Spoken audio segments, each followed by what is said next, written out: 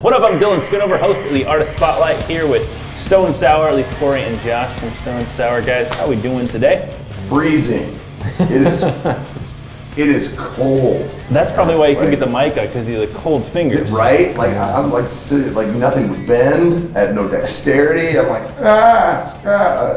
whatever. That's the problem. But I had my good friend put it on me, so I'm officially 12 again. It's awesome. Well, nothing's changed over the last 20 years, right? Exactly. But you guys here in town in Kansas City for this kind of a one-off that you've been doing with Papa Roach, but a one-off headliner tonight. You headline anyway, but a one-off.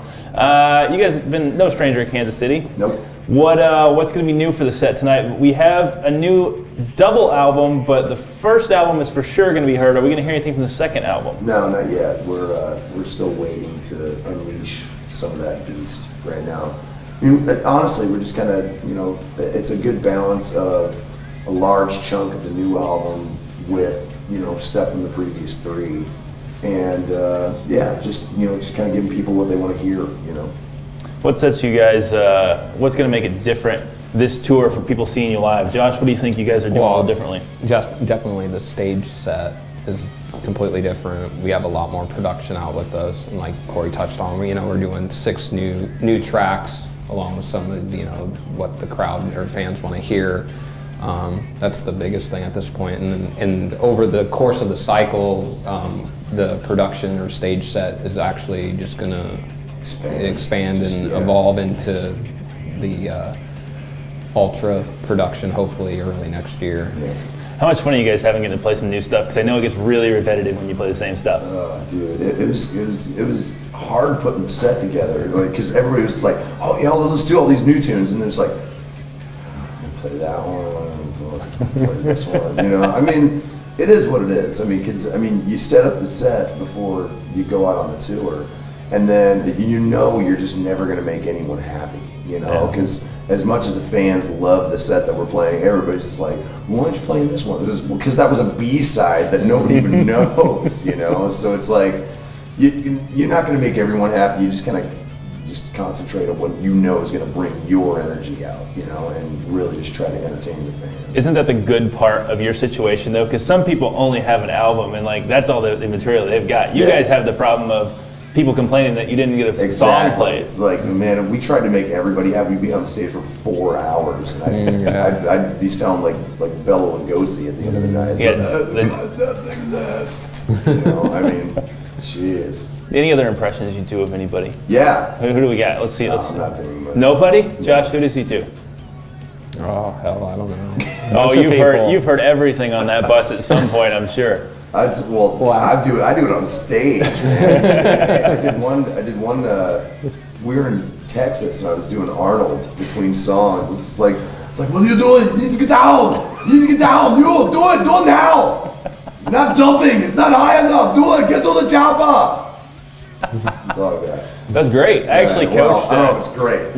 No, it's pretty accurate. It's definitely something. I coached his son for an entire summer in basketball. So, really? Yeah, Patrick. Interesting. It was funny. They disguised his name because they didn't want people to know who he was because they thought he'd get preferential treatment. Oh. But then Maria Shriver shows up with like 4 bodyguards, so it's like, they kind of blew the cover on that one. Way to go on that. Way to keep that secret. But that was pretty good. Anyway, you guys got some new songs. You had an interesting quote to me that said, you are more excited or think the second album of the 2 is even better. Yeah. I mean, I love part 1, but I think part 2 is musically, it's more complex.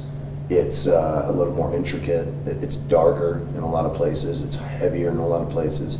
And it feels more like it moves with the narrative than part 1 does. Like part 1 feels like a really just awesome hard rock heavy metal album. This one has the feel of like a movie soundtrack, and it really just kind of, it flows, and you can feel the story moving, Whereas on part 1, you kind of have to, kind of pick your spots in the story and feel where those are going. This one, it's a little more elaborate and literate and right in your face. Try to take a few fan questions. Sometimes they're really ridiculous, well, but yes, we could go over your band name, or we could talk about what your inspiration for music is. But or will they marry you? Those are probably your 3 generic off the top ones. But the one that was kind of interesting. I'm spoken for. Aww. Man. That's so sweet. Oh, that's gonna coming have out right here, Facebook guys. going right there. Right here, and an Atlanta Falcons fan, no less. Yeah, I know. I'm a failure. No, I mean bad. Des Moines doesn't really. What did your team do? Who's his team? Mine lost first round, so that was pretty sweet. Yeah. That narrows it down. Who's your team? Well, I have two teams. I have the Colts and the Broncos, so Oh, I didn't do well. Double heartbreak. no, extra heartbreak with You the know what? I won't Broncos. feel as bad as long as the Ravens win. It was like, at least we lost to the champs, you know? It's true. Well, Yeah. my money is on them for this game, as we were I think talking they're gonna- about before we I think started. they're going to win. I definitely think they've got the most momentum going into it. Yes, 49ers are a more dynamic team, but Ray Lewis has the deer antler spray too. I know. It's very That was a secret. I think that was the unkept secret that's going to change that must have been. the line moved 3 points because of the deer antler spray. No, I completely forgot what I was going to ask you. Yeah, what was it? It was a fan question. Yeah. We started talking sports, and I can go forever on that. Exactly. But no, the fan wanted to know if either of you have just been like woken up ever in the middle of a night with lyrics that were just so stricken to you, or something you were thinking that you just like you couldn't even sleep. Do that? Yeah, I do it a lot. Like every once in a while, it'll just be like a line or something, or even a name, like something that just kind of bubbles up from the depths. But you know, I mean, I don't jump up and write entire songs. You know, I mean, because usually I'm so out of it that I'm just like, where pen, you know. And I wake up the next day, I'm like, what the hell is that? They have a translator on tour. Yeah, exactly. Carry Like, it's in Farsi. I've never spoken Farsi in my life, you know.